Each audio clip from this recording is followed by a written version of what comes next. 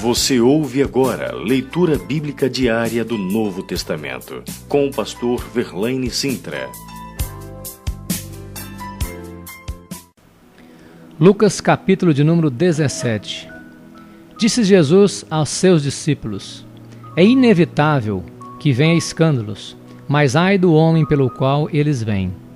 Melhor fora que se lhe pendurasse ao pescoço uma pedra de moinho e fosse atirado no mar, do que fazer tropeçar a um destes pequeninos. Acautelai-vos. Se teu irmão pecar contra ti, repreende-o. Se ele se arrepender, perdoa-lhe. Se por 7 vezes no dia pecar contra ti, e 7 vezes vier ter contigo dizendo: estou arrependido, perdoa-lhe. Então disseram os apóstolos ao Senhor: aumenta-nos a fé. Respondeu-lhe o Senhor: se tiverdes fé como um grão de mostarda, direis a esta amoreira: arranca-te e transplanta-te no mar, e ela vos obedecerá. Qual de vós, tendo um servo ocupado na lavoura, ou em guardar o gado, lhe dirá quando ele vai voltar do campo: vem já e põe-te à mesa? E que antes não lhe diga: prepara-me a ceia, cinge-te e serve-me, enquanto eu como e bebo. Depois comerás e beberás. Porventura terá de agradecer ao servo, porque este fez o que lhe havia ordenado? Assim também vós, depois de haverdes feito quanto vos foi ordenado, dizei: somos servos inúteis, porque fizemos apenas o que deveríamos fazer. De caminho para Jerusalém, passava Jesus pelo meio de Samaria e da Galileia. Ao entrar numa aldeia, saíram-lhe ao encontro 10 leprosos, que ficaram de longe e lhe gritaram, dizendo: Jesus, mestre, compadece-te de nós. Ao vê-los, disse-lhes Jesus: ide e mostrai-vos ao sacerdote. Aconteceu que, indo eles, foram purificados. Um dos 10, vendo que fora curado, voltou, dando glória a Deus em alta voz, e prostrou-se com o rosto em terra aos pés de Jesus, agradecendo-lhe. E este era samaritano. Então Jesus lhe perguntou: não eram 10 os que foram curados? Onde estão os 9? Não houve porventura quem voltasse para dar glória a Deus, senão este estrangeiro? E disse-lhe: levanta-te e vai, a tua fé te salvou. Interrogado pelos fariseus sobre quando viria o reino de Deus, Jesus lhe respondeu: não vem o reino de Deus com visível aparência, nem dirão: ei-lo aqui ou lá está, porque o reino de Deus está dentro de vós. A seguir, dirigiu-se aos discípulos: virá o tempo em que desejais ver um dos dias do Filho do Homem, e não o vereis. E vos dirão: ei-lo aqui ou lá está, não vades nem os sigais. Porque assim como um relâmpago fuzilando brilha de uma à outra extremidade do céu, assim será no seu dia o Filho do Homem.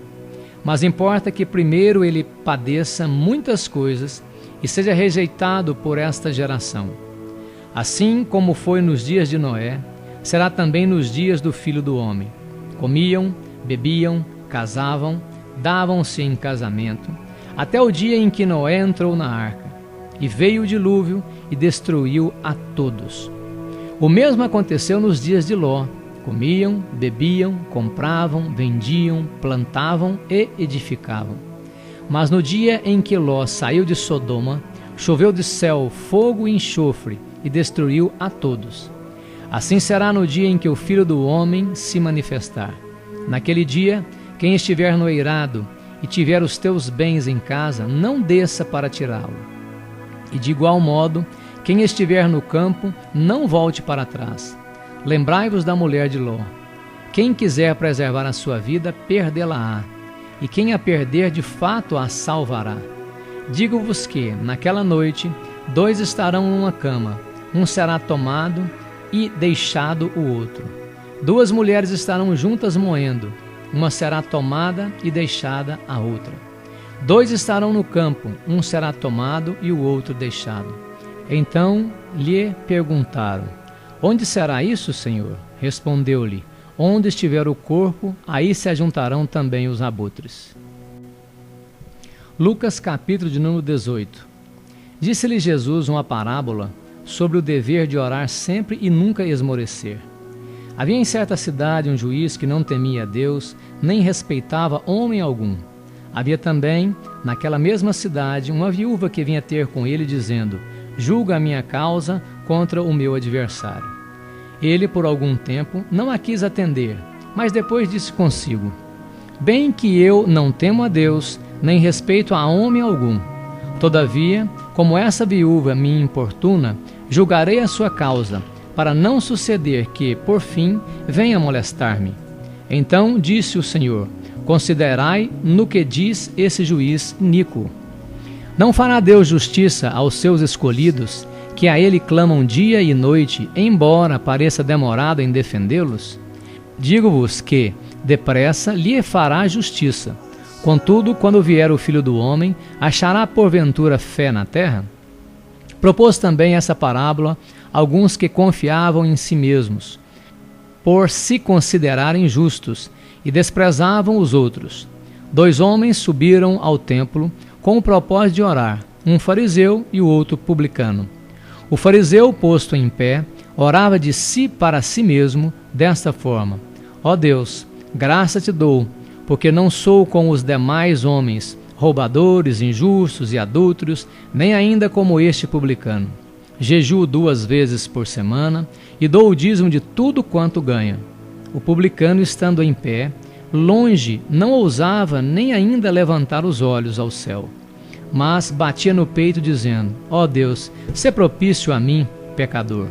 Digo-vos que este desceu justificado para a sua casa, e não aquele. Porque todo o que se exalta será humilhado, mas o que se humilha será exaltado. Traziam-lhe também as crianças, para que as tocasse, e os discípulos, vendo, os repreendiam. Jesus, porém, chamando-as para junto de si, ordenou: deixai vir a mim os pequeninos, e não os embaraceis, porque dos tais é o reino de Deus. Em verdade vos digo, quem não receber o reino de Deus como uma criança, de maneira alguma entrará nele. Certo homem, de posição, perguntou-lhe: bom mestre, que farei para herdar a vida eterna? Respondeu-lhe Jesus: por que me chamas bom? Ninguém é bom senão um, que é Deus. Sabes os mandamentos: não adulterarás, não matarás, não furtarás, não dirás falso testemunho, honra teu pai e a tua mãe. Replicou ele: tudo isso tenho observado desde a minha juventude. Ouvindo-o Jesus, disse-lhe: uma coisa ainda te falta. Vende tudo o que tens, dá aos pobres, e terá um tesouro nos céus. Depois vem e segue-me.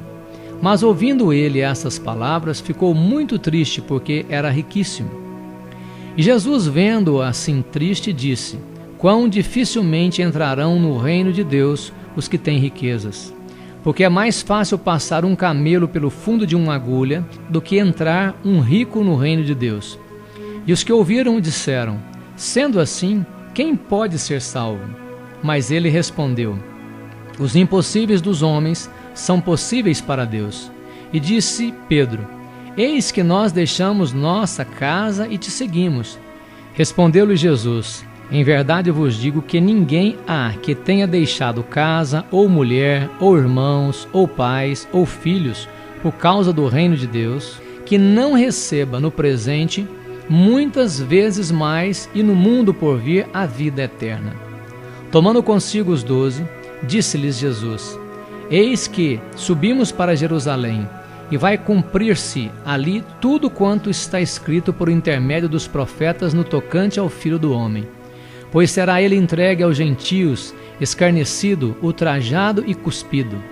E depois de açoitarem, tirar-lhe-ão a vida, mas ao 3º dia ressuscitará. Eles, porém, nada compreenderam acerca dessas coisas, e o sentido dessas palavras era-lhes encoberto, de sorte que não percebiam o que ele dizia. Aconteceu que, ao aproximar-se ele de Jericó, estava um cego assentado à beira do caminho, pedindo esmolas, e ouvindo o tropel da multidão que passava, perguntou o que era aquilo. Anunciaram-lhe que passava Jesus o Nazareno. Então ele clamou: Jesus, filho de Davi, tem compaixão de mim. E os que iam na frente o repreendiam para que se calasse. Ele, porém, cada vez gritava mais: Filho de Davi, tem misericórdia de mim. Então parou Jesus e mandou que lhe o trouxessem. E tendo ele chegado, perguntou-lhe: Que queres que eu te faça? Respondeu ele: Senhor, que eu torne a ver. Então Jesus lhe disse: Recupera a tua vista, a tua fé te salvou.